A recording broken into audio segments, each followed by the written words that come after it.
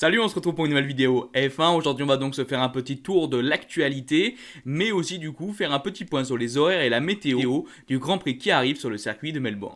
Bref, pensez à vous abonner, pensez à lâcher le petit like, on est parti. Et je commence donc par vous afficher les horaires de ce Grand Prix. Clairement, il va falloir être matinal. Bon voilà, n'hésitez pas à mettre pause clairement si vous voulez les voir précisément. Outre ces horaires assez rafraîchissantes, on devrait avoir normalement quand même du soleil pour les journées du vendredi, du samedi et du dimanche. Pas normalement de problème de pluie. Bon, c'est toujours comme d'habitude que des prévisions météorologiques, mais ça semble aller. Et on va tout d'abord parler un petit peu des modifications de ce circuit de Melbourne. Je vous affiche donc ce nouveau tracé avec les changements qu'il y a pu avoir, et on peut donc voir aussi qu'il y a beaucoup de nouvelles zones de DRS. Alors malheureusement, il n'y a que 2 zones de détection pour 4 zones de DRS. Bon, ça je trouve que c'est toujours un petit peu moyen, mais bref, du coup on va pouvoir aussi voir un peu les propos de Max Verstappen qui est revenu sur ça. Il dit donc: ce sera intéressant de voir les mises à jour de la piste, je pense qu'elles feront une grande différence, en particulier dans le 6ème virage où les changements sont les plus importants. Je pense qu'il devrait y avoir plus d'opportunités de dépassement, ce qui est un point positif. Ce sera intéressant de voir aussi comment se comporte la voiture en Australie, parce que la piste peut être parfois très poussiéreuse. J'espère juste que nous pourrons avoir un autre week-end fluide en tant qu'équipe, nous verrons bien ce qui va se passer ce dimanche. Et personnellement, je suis aussi assez content de ce nouveau tracé, j'espère que ces zones de DRS vont pouvoir bien apporter. En F1 aujourd'hui, on l'a vu, les 3 quarts des dépassements, la grande majorité des dépassements se font sous zone de DRS. Donc évidemment, si tu en rajoutes, j'espère en voir un peu plus de dépassements. On a vu, je trouve quand même relativement un beau Grand Prix en Arabie Saoudite. Donc j'espère qu'ici en Australie, sur ce circuit quand même assez emblématique, on va pouvoir voir beaucoup plus de dépassements et avoir tout simplement une course dantesque. Ça, il faudra attendre dimanche, tôt le matin pour voir le Grand Prix. Et vu qu'on a parlé un petit peu de Max Verstappen, je voulais rebondir sur Red Bull. L'un des proches de la famille Verstappen, Tom Coronel, est revenu un petit peu sur le poids qui pourrait être enlevé prochainement sur cette fameuse Red Bull. Il dit donc: j'ai entendu dire par une source très fiable que Red Bull avait résolu le problème à 75% au cours des dernières semaines.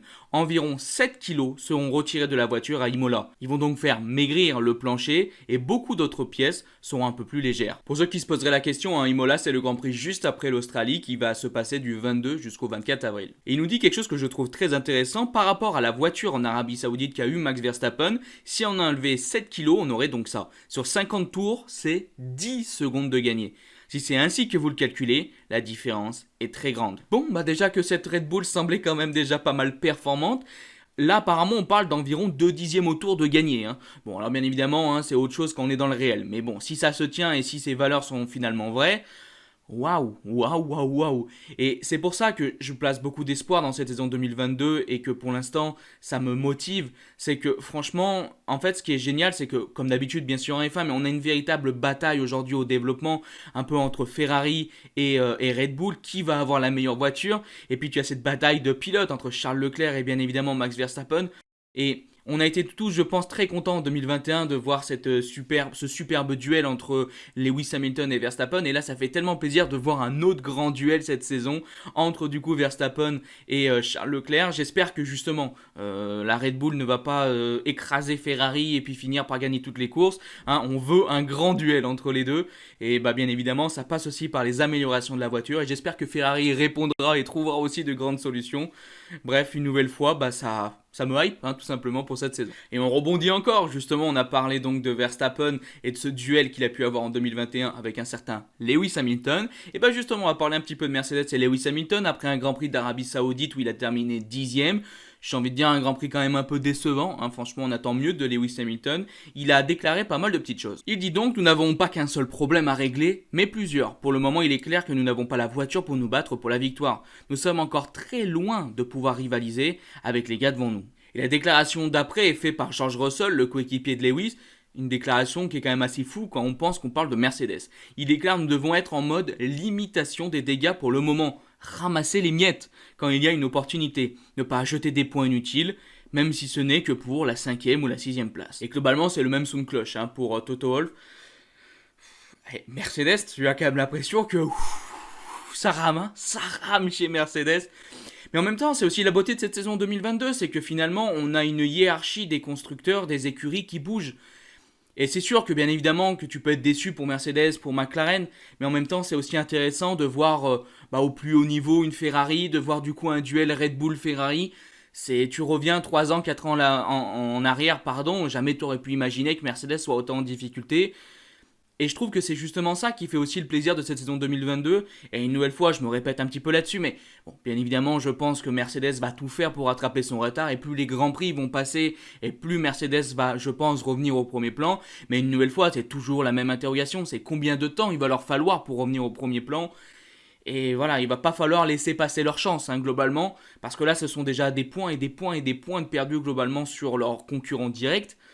Et ça va bien sûr se payer assez cher en fin de saison. Une petite information, si vous regardez la F1 sur Canal+, il vient d'avoir un accord de prolongation de diffusion. On va donc retrouver la F1 sur Canal+, jusqu'en 2029. Oui, ça fait de très nombreuses années en plus. Bon après, est-ce que c'est un problème? Bah non, franchement je trouve que Canal+ gère extrêmement bien son petit bébé F1, il y a de très belles émissions, c'est très bien géré, globalement les gens sont très satisfaits, donc bon, c'est assez logique que ça continue comme ça en France. Et pour terminer, je voulais vous partager un petit peu les propos de Pierre Gasly sur ce nouveau règlement 2022, parce que vous savez, moi j'ai un avis assez mitigé, et je vous ai partagé sur la chaîne dans mes précédentes vidéos, des avis qui étaient aussi un petit peu mitigés sur ce nouveau règlement, et bah là je voulais prendre un petit peu à contre-pied les choses avec un Pierre Gasly qui est lui relativement satisfait. Je trouvais ça intéressant justement de vous y partager. Pierre Gasly a donc déclaré: après 2 courses, on peut déjà dire que le nouveau règlement a réussi à rendre les dépassements plus faciles qu'auparavant. C'est une très bonne chose de pouvoir suivre une autre voiture de plus près et nous en avons vu le résultat avec de belles batailles dans le peloton. Je pense que c'est une tendance qui va se poursuivre tout le long de la saison. Il est par contre un petit peu plus mitigé sur le comportement des pneus 18 pouces de Pirelli. Il dit: en ce qui concerne les pneus, il ne semble pas avoir beaucoup changé par rapport aux anciens. D'après ce que nous avons pu voir jusqu'à présent, c'est un peu compliqué à comprendre, car à Bahreïn, il y a eu beaucoup plus d'arrêts au stand que prévu, alors qu'en Arabie Saoudite, il n'y a eu qu'un seul arrêt. Donc je pense qu'il est un peu trop tôt pour avoir une image claire du comportement des pneus. Alors ça par contre, où il y a vraiment un point sur lequel les pilotes sont globalement d'accord sur ce règlement 2022, c'est que ça permet réellement de mieux se suivre. Et ça c'est vrai que pour le spectacle, c'est quand même vachement mieux, parce que tu as quand même l'impression que voilà, les voitures elles peuvent être derrière, tu as une sorte de pression qui est mise où tu te demandes s'il va y avoir un dépassement, ce qui était beaucoup moins le cas avant. Et là on voit par exemple du coup un Pierre Gasly lui qui est beaucoup plus satisfait de tout ça. Donc, comme sur plein de sujets, bien évidemment, on est au début de la saison 2022, donc on va pas dire ça marche, ça marche pas.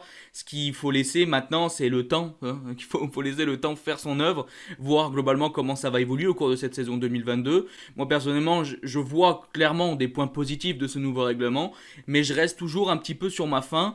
Et pour l'instant, j'imaginais quand même un plus grand bond en avant avec ce nouveau règlement 2022. À voir donc comment ça va évoluer au cours de cette saison. Donc voilà, on arrive donc à la fin de cette vidéo. On s'est fait un petit tour d'actualité, c'était bien cool. Même si cette vidéo a pris un petit peu de retard, je m'en excuse. Mais bref, du coup, on se donne rendez-vous ce week-end pour les débriefs du coup de ce Grand Prix sur le circuit de Melbourne. Voilà, n'hésitez pas à liker, partager, commenter cette vidéo si elle vous a plu. Je vous dis bye bye les potes.